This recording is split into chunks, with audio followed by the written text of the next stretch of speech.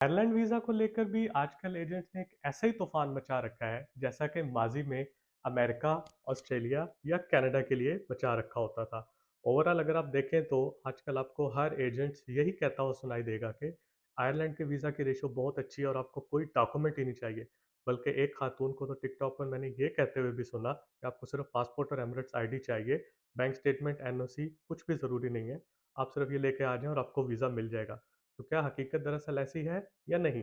Let's discuss. एक दो रोज पहले मेरे एक दोस्त ने मुझे एक वीडियो फॉरवर्ड की जिसमें एक एजेंट या टाइपिस्ट साहब ये फरमा रहे थे कि आयरलैंड दरअसल यूके की टेरिटरी है, जो कि बिल्कुल गलत है।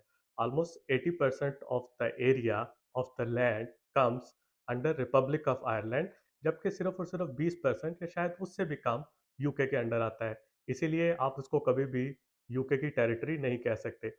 बजाय इसके कि आप ऐसे अनपढ़ जाहिल और गंवार एजेंट्स के पास जाकर अपने पैसे ज़ाया करें जिनको यही ना पता हो कि आयरलैंड दरअसल है क्या या आता किसके अंडर है। इससे ज़्यादा बेहतर है कि आप खुद ही टाइप करें। Anyways, let's discuss few facts. किसी भी वीज़े को हासिल करने के लिए बैंक स्टेटमेंट, एम्प्लॉयमेंट रिकॉर्ड या ट्रैवल हिस्ट्री बहुत ही ज़रूरी है। अगर आपकी नज़र से बहुत सी ऐसी वीडियोस गुजरी हैं जिसमें ये फरमाया जा रहा है कि इन भाई का बाइक राइडर का वीज़ा था, इन बाइक का क्लीनर का वीज़ा था या इन बाइक का ड्राइवर का वीज़ा था और इनको कनाडा, ऑस्ट्रेलिया, आयरलैंड या किसी भी मुल्क का वीज़ा मिल गया, तो ऐन मुमकिन है कि एजेंट ने उनके लिए fake documents, fake bank statement और फेक एम्प्लॉयमेंट लेटर यूज़ किया हो, जो कि बिल्कुल गलत और कानूनी तौर पर एक बहुत बड़ा जुर्म है। इसीलिए कभी भी ऐसे कोई फेक डॉक्यूमेंट्स ना यूज़ करें जो आपका रिकॉर्ड हमेशा के लिए ख़राब कर दें। आयरलैंड वीज़ा की अगर ओवरऑल रेशो देखी जाए तो पहले तो काफ़ी अच्छी थी क्योंकि इतने सारे लोग अप्लाई नहीं करते थे। लेकिन just last week for example from 3 November to 10 November almost 285 लोगों ने आयरलैंड का वीज़ा अप्लाई किया, जिसमें से 98 या ऑलमोस्ट 100 के लगभग लोगों का वीज़ा रिफ्यूज़ हुआ।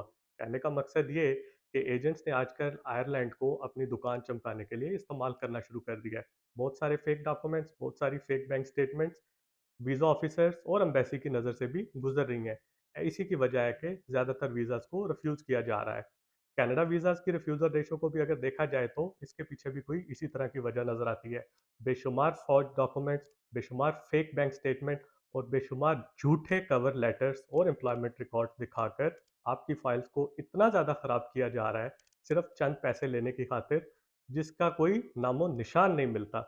इसीलिए बजाय इसके कि आप एजेंट्स के पास जाएं, 1000, 1200, 2000 या जितने भी पैसे खर्च करके उनको एप्लीकेशन टाइप करने के लिए कहें, खुद से टाइप करें। मेक श्योर कि आपकी बैंक स्टेटमेंट में इतने फंड मौजूद हों, आपके एम्प्लॉयमेंट रिकॉर्ड, जॉब पोजीशन और ट्रैवल हिस्ट्री इतनी अच्छी हो कि वीज़ा ऑफिसर को ऐसा लगे कि आप वाकई एक जेन्युइन टूरिस्ट हैं। शॉर्टकट्स की तरफ बिल्कुल ना जाएं क्योंकि एजेंट तो सिर्फ पैसे बनाने के लिए बैठे हैं, लेकिन आपका पासपोर्ट, आपका बायोमेट्रिक्स, आपकी फेशियल रिकग्निशन फ़ोटो सिस्टम में हमेशा के लिए मौजूद रहेगी। And this will haunt you. That's all for today.